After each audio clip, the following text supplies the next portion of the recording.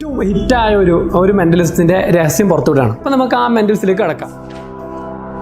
ജോഡി പീക്കോട്ട് എന്നുള്ളൊരു പുസ്തകമാണ്. അപ്പോൾ ഒന്ന് ജസ്റ്റ് ഒന്ന് നോക്കാം, ആ പേജ് ഉണ്ടോ എന്നുള്ളത് ജസ്റ്റ് ഒന്ന് നോക്കട്ടോ. അപ്പോൾ അത് ആ ഭാഗം തന്നെ ഇല്ല, അതൊരു മിസ്സായി പോയിട്ടുണ്ട്. ഓക്കെ, മനസ്സ് വായിച്ചെടുത്തതാണോ എന്നൊക്കെ ഇതിൻ്റെ രഹസ്യം നമുക്ക് നോക്കാം.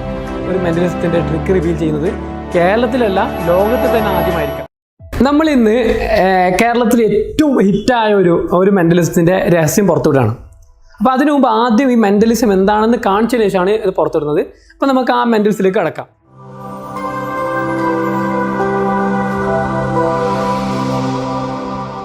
ഇപ്പോൾ നമ്മളിപ്പോൾ ഉള്ളത് തലപ്പാറയിലെ കേര ഫുഡ് കോർട്ടിലാണ്. അപ്പോൾ ഇവിടുത്തെ ജലാൽ ഖാൻ്റെ കയ്യിലാണ് ഞാൻ ഇത് കൊടുക്കുന്നത്. ഇവിടുത്തെ ഇതിൻ്റെ മെയിനായ ജലാൽ ഖാൻ്റെ കയ്യിൽ ഇത് കൊടുക്കുകയാണ്. എന്നിട്ട് ഇപ്പോൾ ജലാൽക്ക് ഒന്ന് ഇതൊന്ന് പരിശോധിക്കണം, ഇതിലെന്തെങ്കിലും ഉണ്ടോ, ഈ കവറിൽ എന്തെങ്കിലും ഉണ്ടോ എന്ന് ജസ്റ്റ് ചെക്ക് ചെയ്യണം. ഇനി എന്നിട്ട് ജസ്റ്റ് ഇവരൊന്ന് കാണിച്ചു കൊടുക്കണം. തന്നെ ഈ മെന്റലിസം നമ്മൾ തുടങ്ങണം. ഓക്കെ, ജസ്റ്റ് ഒന്ന് ചെക്ക് ചെയ്യാം. എന്നിട്ട് ഒന്ന് ക്യാമറ ഒന്ന് കാണിക്കണേ. അതിൻ്റെ ഉള്ളിൽ എന്തെങ്കിലും ഉണ്ടോ? ഒക്കെ ഒന്നുമില്ലല്ലോ. ജസ്റ്റ് തിരിച്ച് മറിച്ചൊക്കെ നോക്കിയോ? അല്ലോ, ഒന്നുമില്ലല്ലോ.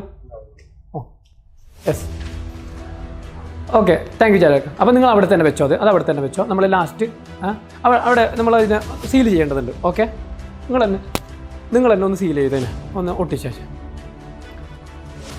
അതിൻ്റെ മേലൊന്ന് ജസ്റ്റ് ഒന്ന് ഒട്ടിച്ചേ. ഒന്ന് ക്യാമറ കാണുന്നുണ്ടല്ലോ അല്ലേ? ശരിക്കൊന്ന് ഒട്ടിച്ചേ. ഓക്കെ ഓക്കെ, ഇപ്പോൾ ആ കവറ് ഒട്ടിയിട്ടുണ്ട്. ഇപ്പോൾ കവറ് നമ്മൾ ഒട്ടിച്ച് കഴിഞ്ഞിട്ടുണ്ട്.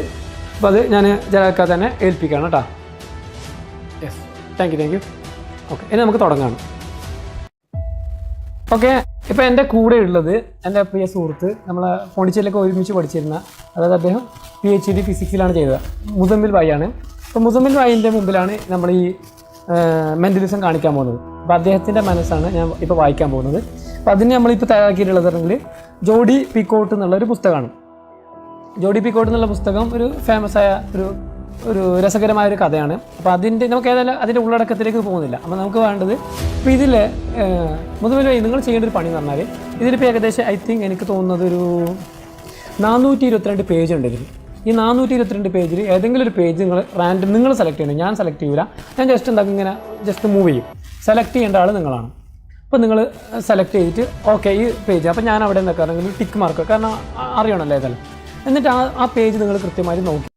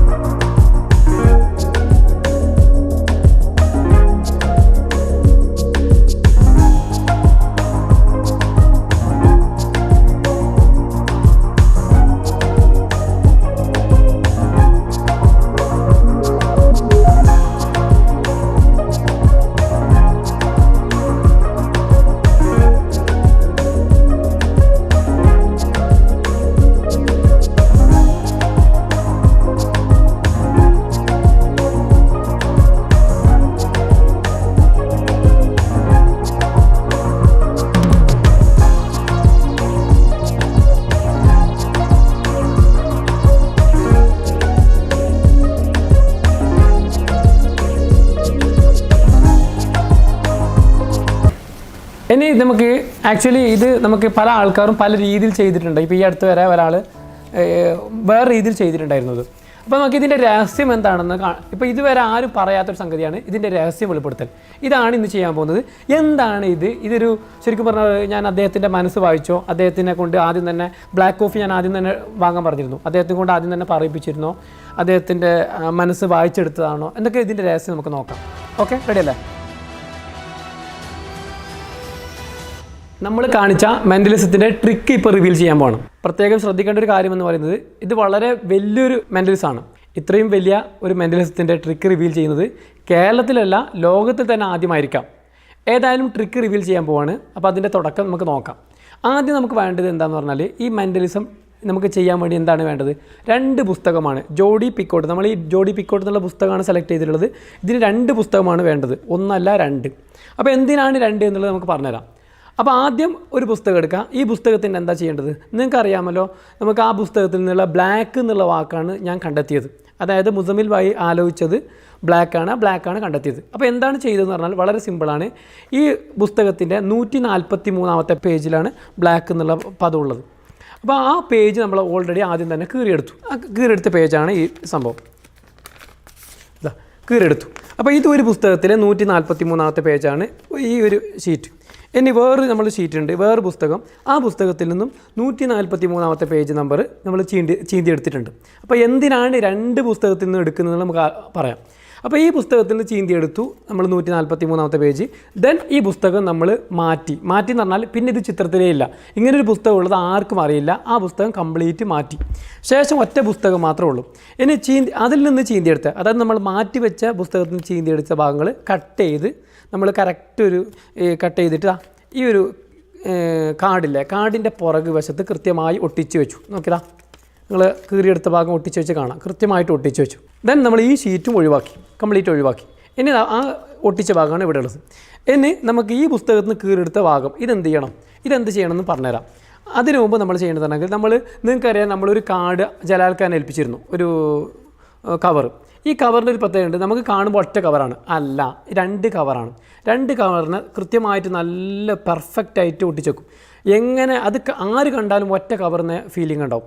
ശേഷം അതിൻ്റെ ഒരു കവറിൽ ആദ്യം തന്നെ ഈ 143-ാമത്തെ പേജ് നമ്മൾ ആദ്യം തന്നെ എടുത്തു വെക്കും. ശേഷം അത് നമ്മൾ ഒട്ടിച്ച് വെക്കും. ദെൻ മറ്റേ ഭാഗം മാത്രമാണ് കവർ ഓപ്പൺ ആക്കാൻ പറ്റുക.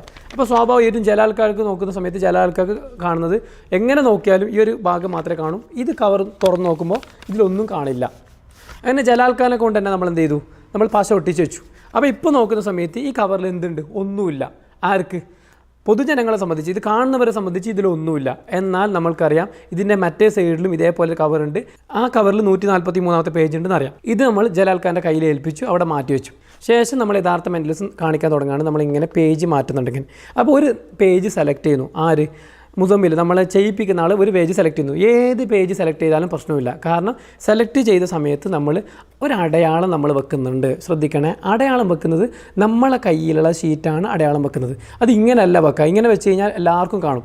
നേരെ തിരിച്ച് നമ്മൾ എടുക്കുന്ന സമയത്ത് വളരെ പെർഫെക്റ്റായിട്ട് വളരെ കൃത്യമായിട്ടും പതുക്കെ ഇങ്ങനെ വെക്കും. ഇപ്പോൾ ഇതാർക്കാ കാണാം? നമ്മൾക്ക് മാത്രമാണ് കാണാം.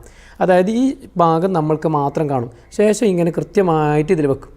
ക്ലിയർ? ഇതിലിങ്ങനെ വെച്ചതിന് ശേഷം നമ്മൾ അറിയിക്കണം, ഇതിൽ നമ്മളിങ്ങനെ കൃത്യമായി വെച്ച് കഴിഞ്ഞാൽ ഓക്കെ, ഇതിങ്ങനെ വെച്ച് ഒരടയാളമാണ് വെച്ചിട്ടുള്ളത്. അപ്പോൾ ഇനി ഇതിൻ്റെ പേജിൻ്റെ ഫുള്ളൊന്നും നമ്മൾ തുറന്ന് കാണിക്കില്ല, ചെറിയൊരു അംശം മാത്രം കാണിക്കും. ഇങ്ങനെ കാണിച്ചു കൊടുക്കും. കാണിക്കുന്ന സമയത്ത് നമ്മൾ ആ വ്യക്തിക്ക് കാണുന്നത് ഈ 143-ാമത്തെ പേജിൽ നിന്ന് നമ്മൾ കീറെടുത്ത ഭാഗത്തിൻ്റെ ആ വേർഡാണ് കാണുക. ക്ലിയർ? അതത്ര പെർഫെക്റ്റ്. ഇത് എവിടെയാണ് നമ്മളെ കൈക്കരുത്തൊക്കെ വേണ്ടത്, നല്ല മെയ് വഴക്കമൊക്കെ നല്ല ക്ലിയർ ആവണം. ഇവിടെ അബദ്ധം പറ്റിക്കഴിഞ്ഞാൽ ആൾക്കാർക്ക് ബോധ്യപ്പെടും. അപ്പോൾ ഇവർ നോക്കുന്ന സമയത്ത് കാണുന്നത് ഈ ബ്ലാക്ക് എന്നുള്ള വാക്കാണ്. അതായത് 143-ാമത്തെ പേജിൽ നമ്മൾ ഓൾറെഡി സെറ്റ് ചെയ്ത വാക്കാണ് 104 ബ്ലാക്ക് എന്നുള്ളത്. അപ്പോൾ ഏത് പേജ് സെലക്ട് ചെയ്താലും ഇത് വെക്കുന്ന സമയത്ത് സ്വാഭാവികമായിട്ട് ബ്ലാക്ക് എന്നുള്ള ആ പദം മാത്രമേ കിട്ടൂ. അതിനാണ് നമ്മൾ പറയുന്നത് സെയിം ബുക്കായിരിക്കണം. നമ്മൾ നേരത്തെ മാറ്റി വെച്ച ബുക്ക് സെയിം ബുക്കാണ്, ഒരേ പഴക്കം ഉണ്ടാവണം. കാരണം പേജ് നമ്പർ നോക്കുമ്പോഴും ആ പഴക്കം ഫീൽ ചെയ്യണം, സെയിം പഴക്കം ഫീൽ ചെയ്യണം. ഓക്കെ, ദെൻ അപ്പോൾ നമ്മൾ അത് വീണ്ടും മാറ്റി വെച്ചു. അപ്പോൾ അവരോട് ചോദിച്ചു ഏതാണ് പേജ് നിങ്ങൾ ഓർത്തത്, അല്ലെങ്കിൽ ഏത് വാക്കാണ്. അപ്പോൾ ബ്ലാക്ക് എന്ന് പറയും. അവരോട് പറയും അത് സെർച്ച് ചെയ്യാൻ. അവരെത്ര സെർച്ച് ചെയ്താലും കാണില്ല. കാരണം 143-ാമത്തെ പേജ് നമ്മൾ ചീന്തി എടുത്തിട്ട് ഓൾറെഡി നമ്മൾ ഈ കവറിൽ ഇട്ടിട്ടുണ്ട്.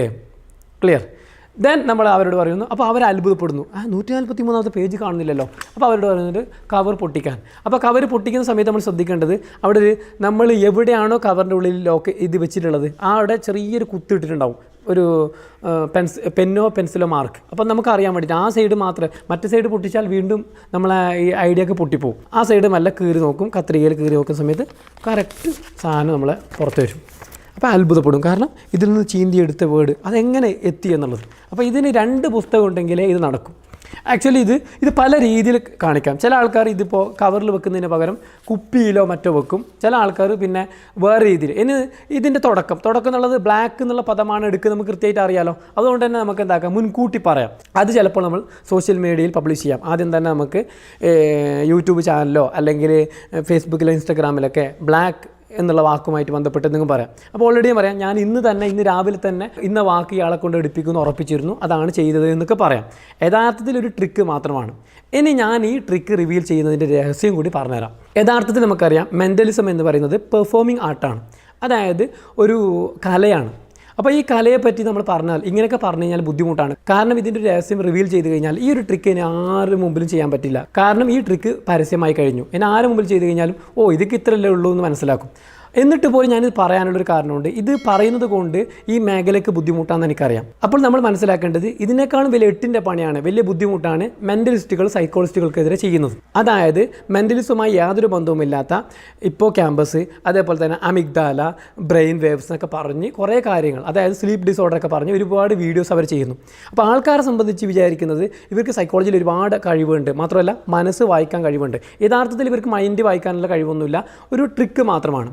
അപ്പോൾ ജനങ്ങൾ ഒരുപാട് ആൾക്കാർ ഇവരെ സമീപിക്കുന്നു മാത്രമല്ല ചില ആൾക്കാർ ചികിത്സിക്കാൻ വരെ തുനിയുന്നു.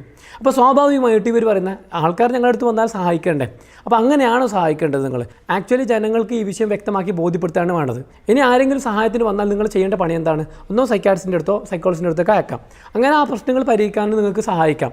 ഇനി നിങ്ങൾക്ക് അതിന് പറ്റുന്നില്ല എങ്കിൽ ജില്ലാ മാനസികാരോഗ്യ പദ്ധതിയുടെ നമ്പർ കൊടുത്താൽ മതി, അങ്ങനെയെങ്കിലും ഹെൽപ്പാവും.